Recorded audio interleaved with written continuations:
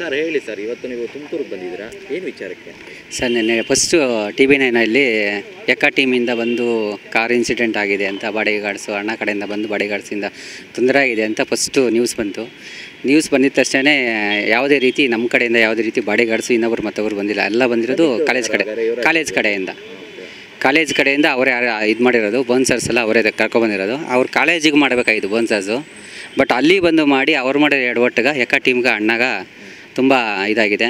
ದಯವಿಟ್ಟು ಯಾವುದೇ ರೀತಿ ಅಣ್ಣ ಗೊತ್ತಾಯಿತು 10:30 ಅಣ್ಣ ಗೊತ್ತಾಯಿತು. ಯಾವ ಜಿಮ್ ಓಪನಲ್ಲಿದ್ವಿ, ಜಿಮ್ ಓಪನಿಂದ ಅಲ್ಲಿ ಟೋಲ್ ಹತ್ರ ನಿಲ್ಸ್ಕೊಂಡು ಮಾತಾಡಬೇಕಾದ್ರೆ ನ್ಯೂಸ್ ಬಂದಿದ ತಕ್ಷಣ ನಮ್ಮ ಶಿವರಾಜ್ ಅವ್ರು ತೋರಿಸಿದ್ರು ಈ ಥರ ಪ್ರಾಬ್ಲಮ್ ಆಗಿದೆ ಅಂತ.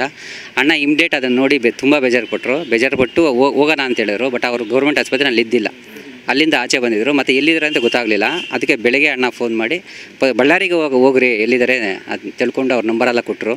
ಆಮೇಲೆ ಬಳ್ಳಾರಿಗೆ ಹೋಗೋಕೆ ಎಲ್ಲ ರೆಡಿ ಆದ್ವಿ. ಅವ್ರು ಇಲ್ಲಿ ಅನ್ನದ ಸಾಂಬಾರ್ ರುಚಿನೇ ಬೇರೆ, ಇಡ್ಲಿ ಸಾಂಬಾರ್ ರುಚಿನೇ ಬೇರೆ.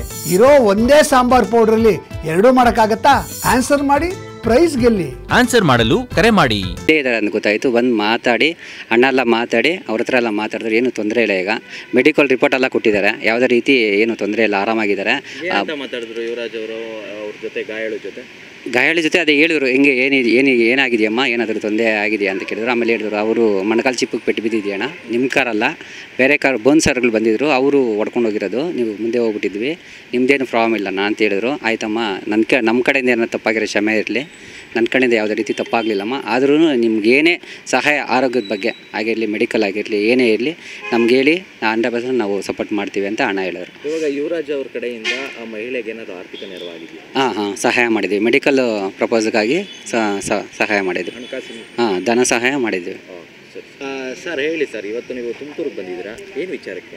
ಸರ್ ನಿನ್ನೆ ಫಸ್ಟು TV9 ಎಕ್ಕ ಟೀಮಿಂದ ಬಂದು ಕಾರ್ ಇನ್ಸಿಡೆಂಟ್ ಆಗಿದೆ ಅಂತ ಬಾಡಿಗಾರ್ಡ್ಸು ಅಣ್ಣ ಕಡೆಯಿಂದ ಬಂದು ಬಾಡಿಗಾರ್ಡ್ಸಿಂದ ತೊಂದರೆ ಆಗಿದೆ ಅಂತ ಫಸ್ಟು ನ್ಯೂಸ್ ಬಂತು. ನ್ಯೂಸ್ ಬಂದಿದ ತಕ್ಷಣ ಯಾವುದೇ ರೀತಿ ನಮ್ಮ ಕಡೆಯಿಂದ ಯಾವುದೇ ರೀತಿ ಬಾಡಿಗಾರ್ಡ್ಸು ಇನ್ನೊಬ್ರು ಮತ್ತೊಬ್ಬರು ಬಂದಿಲ್ಲ, ಎಲ್ಲ ಬಂದಿರೋದು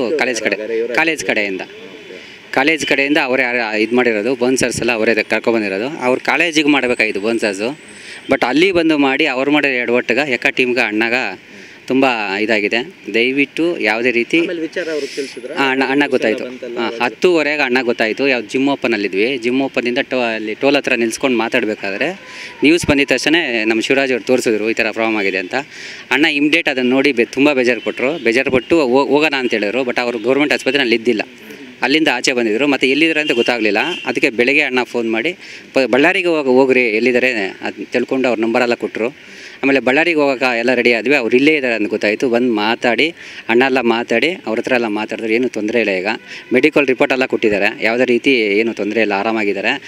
ಮಾತಾಡಿದ್ರು ಯುವರಾಜ್ ಅವರು ಅವ್ರ ಜೊತೆ ಗಾಯಾಳಿ ಜೊತೆ ಅದೇ ಹೇಳಿದ್ರು, ಹೆಂಗೆ ಏನಾಗಿದೆಯಮ್ಮ, ಏನಾದರೂ ತೊಂದರೆ ಆಗಿದೆಯಾ ಅಂತ ಕೇಳಿದ್ರು. ಆಮೇಲೆ ಹೇಳಿದ್ರು ಅವರು ಮೊಣಕಾಲು ಚಿಪ್ಪಿಗೆ ಪೆಟ್ಟು ಬಿದ್ದಿದೆಯಣ್ಣ, ನಿಮ್ಮ ಕಾರಲ್ಲ ಬೇರೆ ಕಾರ್ ಬೋನ್ಸರ್ಗಳು ಬಂದಿದ್ದರು, ಅವರು ಹೊಡ್ಕೊಂಡು ಹೋಗಿರೋದು, ನೀವು ಮುಂದೆ ಹೋಗ್ಬಿಟ್ಟಿದ್ವಿ, ನಿಮ್ಮದೇನು ಪ್ರಾಬ್ಲಮ್ ಇಲ್ಲ ಅಂತ ಹೇಳಿದ್ರು. ಆಯ್ತಮ್ಮ, ನಮ್ಮ ಕಡೆಯಿಂದ ಏನೋ ತಪ್ಪಾಗಿರೋ ಕ್ಷಮೆ ಇರಲಿ, ನನ್ನ ಕಡೆಯಿಂದ ಯಾವುದೇ ರೀತಿ ತಪ್ಪಾಗಲಿಲ್ಲಮ್ಮ. ಆದ್ರೂ ನಿಮ್ಗೇನೇ ಸಹಾಯ ಆರೋಗ್ಯದ ಬಗ್ಗೆ ಆಗಿರಲಿ, ಮೆಡಿಕಲ್ ಆಗಿರಲಿ, ಏನೇ ಇರಲಿ ನಮ್ಗೆ ಹೇಳಿ 100% ನಾವು ಸಪೋರ್ಟ್ ಮಾಡ್ತೀವಿ ಅಂತ ಅಣ್ಣ ಹೇಳಿದ್ರು. ಇವಾಗ ಯುವರಾಜ್ ಅವ್ರ ಕಡೆಯಿಂದ ಆ ಮಹಿಳೆಗೆ ಏನಾದರೂ ಆರ್ಥಿಕ ನೆರವಾಗಿದೆಯಾ?